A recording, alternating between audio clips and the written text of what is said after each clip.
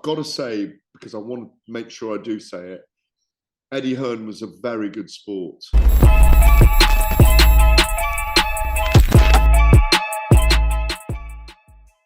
This is Jonathan Aguilar, Fifth Pro Boxing Fans, joined by Gareth A Davies. Gareth, back from Saudi Arabia.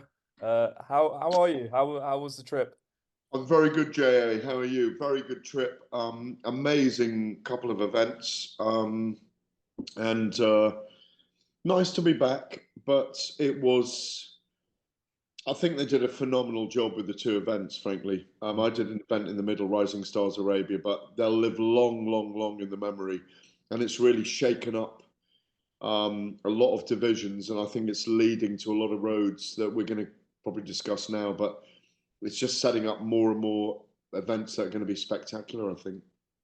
When was the last time that you can remember where we had a card which every fight was like a 50-50? I mean, I can't even remember the last time that happened. Can you? No. I think Frank Warren put together a few cards way back when Joe Calzaghe was fighting. But to have 50-50s like that, where there was so much at stake, and yet it ended up 5-0 with a 10-0 scoreline like the Ryder Cup for boxing was extraordinary. And I've got to say, because I want to make sure I do say it, Eddie Hearn was a very good sport. Fucking good sport, I thought, to the way he handled it all. You know, he got a drubbing. And there were a lot of memes out there, but as I say, I thought he handled it all the way to the end, to the flight home. And all it'll do is light a fire under him when they do number 2 to make sure that he gets some wins under his belt, because right now he's 0-5. I mean, of those 5 fights, how many going in did you think Hearn was going to win, and how many did you think Frank Warren was going to win? Well, I picked Willie Hutchinson. I picked Bivol. I'm outside the 5v5. Yeah. I picked Ray Ford to win. I picked Hamza Shiraz to win. I picked Filip Hrgovic to win and Zhilei Zhang to win. I think Zhilei Zhang, in retrospect, was an easy pick, because I know you'll ask me. I don't think Deontay's got a lot left from what we've seen in the last 2 fights. Daniel Dubois is really growing in stature, and we saw that. He's learnt from his last 2 fights. He learnt against Jarrell Miller to go through a difficult period in a fight, and he's learnt against Usyk to let it go when he's got hold of the fight, which he did against Hrgovic, and he was under pressure early in that fight. I thought Hamza Shiraz had a real learning fight as well. In trouble early on, second round particularly had to weather something there, and came through and really. I mean, so I was with Spencer Oliver at the time, and he reckoned that Hamza was slowly taking Ammo Williams' soul. He certainly came on strong in that fight. I picked Ray Ford, but I've got to say, hats off to Nick Ball. I mean, relentless. What a pace. Spoke to Nick straight away for the TalkSport broadcast. He said he could do another 15 rounds there and then. And he'd love to fight in the Wembley card in September. And I thought I picked Willie Hutchinson because I've always believed in his boxing abilities. And I thought he really showed it against Craig Richards, really showed something special. And I think he's got the ability to climb into world level. Well, let's just talk about Deontay Wilder. Like you said, the general consensus is, unfortunately, he doesn't have a lot left. But is it a case, if you're saying on the other argument, is it a case he's just fighting top guy after top guy now? Or do you feel like he has just come to the point where he's 38 and there isn't what it once was? I think he was struggling to pull that right-hand trigger. He was getting walked into the corner. Joseph Parker showed how to outbox that right hand and that left hook in the last fight, and put him under pressure and put him on the back foot. And there was that second fight with Fury, where Fury showed if you push Wilder back, he's not as effective. Don't let him come forward. And when Wilder eventually did come forward in round about the 5th round, because you wondered whether he was just trying to take Zhang late. I wondered about tactically whether he was, but he's getting walked into the corners Zhang's a very patient,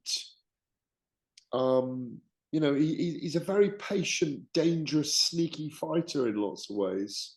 I mean, you could even say the end was slightly sneaky, but protect yourself at all times. I mean, I've described Zhang coming at him in the end like a wildebeest across the plains. There's that camera angle that they've got on the broadcast where he's literally galloping into the camera to smash him around the front of the face. I mean, it's like a scene from a movie almost when you slow it down. I don't think Deontay's got a lot left. If he wants to go on, that's up to him. But it wasn't.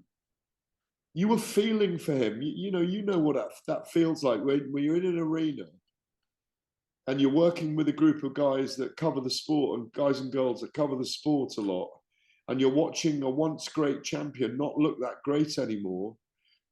You worry for them. You feel for them. They emote to you, and I think there was that feeling towards Deontay that what are we watching here? He wants to do it. He wants to produce that dangerous aura and that power that he once held, but against a man 5 stone heavier than him, who's got more ascendancy than him now and more boxing skills, just couldn't do it. I think as well, Turki Al-Sheikh said, I believe on the broadcast, that he wanted the Joshua fight, and we're all thinking, finally, we're going to get it, but it's not meant to be. Do you think, just on that, Eddie Hearn, Shelley Finkel look back to all these negotiations and think, that got away from us? Or do you think it's, at the time, it wasn't right?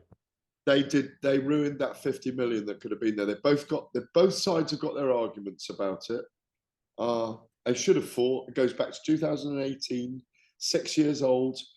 And I can categorically say right now that I do not want to see this Deontay Wilder in with Anthony Joshua. Who knows what he could produce, but I just don't think it works. And obviously, like you say, His Excellency Turki Al-Sheikh talked up that fight just before as if to say, yes, Dubois won, but we still want to give Deontay Wilder the opportunity here if he comes through. Because again, Dubois and Joshua does really sell. There's no question about it. That is a big headliner at Wembley if they want to break all kind of records in terms of crowd. But Wilder and Joshua as well. If Wilder had managed to knock out that 20-stone Chinese guy, Zhilei Zhang, then you had the perfect storyline to make that happen, the fight that they couldn't make happen, that the Saudis made happen at Wembley. So in narrative, it would have worked. But in performance, it doesn't work. There's not enough. There was not enough.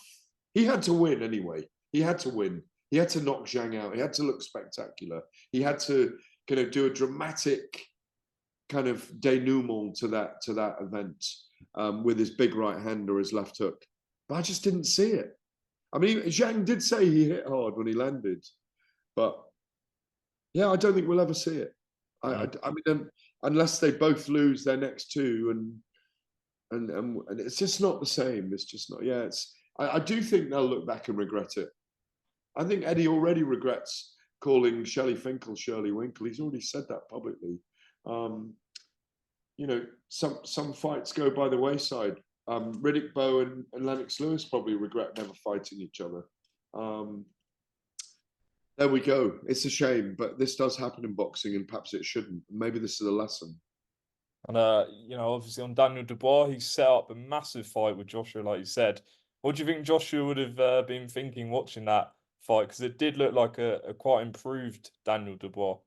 Improved, impressive in a bludgeoning, brutal fight. I mean, their hands were down here from the very beginning. He got hit by right crosses really early, right leads, and he came through it. Filip Hrgovic told me in the week he was going to stop Dubois. Dubois told me he was going to stop. Well, Dubois didn't. Don Charles told me that Dubois was going to get a stoppage of Hrgovic. And they were both intent on that as the game plan. And that's what they did from the off. It was one of those fights. You know what it's like when two guys are just bludgeoning each other and you're having those intakes of breath while you're there, because it does take your breath away in the arena, because you just don't know how long either man is going to be able to sustain it. And it really did feel like that all the way through. I thought Dubois was very impressive. As I say, he's learned from the Usyk fight. He's learned from the Jarrell Miller fight. He's 26 now. He's got his mental strength as a man, I think. Look at him talking afterwards. You haven't seen him talk like this before. He's growing. He's growing. And from setbacks, people do grow. And he's got it. And he showed it. And he showed it over and over again in his last few fights. And I just think it's set up for a great fight with Joshua now, if that's the fight they eventually make. And just finally, Gareth, give us a description, if you like, of how it was in Saudi throughout the week and on fight night, because I know people have said question marks about the atmosphere, but you've been to a number of those fights now. How are you seeing it develop out there? Well, I think I've been to 6 or 7 fights in Saudi Arabia now. Certainly 5 in this sequence. It's October. I think it's 5, isn't it? 1, 2, 3, 4, 5. Yeah. Well, the Fury Usyk, you were there, weren't you, for Fury Usyk? No, I wasn't. Weren't you? Oh, okay, I thought you were there. I thought you were ghosting around. No, I would have seen you, Gareth. Well, it was, Fury Usyk was incredible, but it's a big football stadium, ultimately, with 30,000 seats in. So you've been into the stadium, haven't you? Yeah. It's very big and cavernous, isn't it? So when you've got 9,000 people or 10,000 people in there, you do get an echo in there. When we were in there for Fury Usyk, you could not hear yourself think. It was an incredible atmosphere. And I was in about, I want to say, where was I? I was about 3 rows, 4 rows back. Last night, or sorry, the night before, I was 3 or 4 rows back. And further back on the broadcast platform. It's cavernous in there, so it echoes when you haven't got tons and tons of people. Personally, when I'm there, I'm concentrating on the fights, so the noise is not something that's entering into me or my persona. It was for Fury Usyk, and expectedly so. I just think it's developing all the time. I think when you get traveling fans, we felt it all week for Fury Usyk when the Usyk fans and the Fury fans traveled. I never expected that. I remember the fight was delayed, so there was only a 2-week gap. I never expected a lot of traveling support 2 weeks after Fury Usyk. That's the one people would have gone to, I think. But it's developing all the time, and they're learning all the time. So I think we have to be patient in some ways. The great thing is, Jonathan, the great fights are being made. And we know that we know that for Agit Kabayel, for example, one more big win for him, he could be challenging Joshua for the world title or Usyk for the world title. I mean, he deserves a shot. Zhilei Zhang deserves a shot. Someone raised it with me earlier. What's wrong with Zhilei Zhang and Joshua? Quite right. Nothing wrong with that. But at the moment, to get a big crowd into Wembley, Dubois, that's what works, And it's a tough fight for Joshua if Dubois has his way in that fight. They're sparred as well, All of that. Each other. It's a good time. It's such a good time for boxing right now. Absolutely. Gareth, appreciate your time. Good to see you again. It's been a while, but I'll hopefully see you soon. Cheers, J8.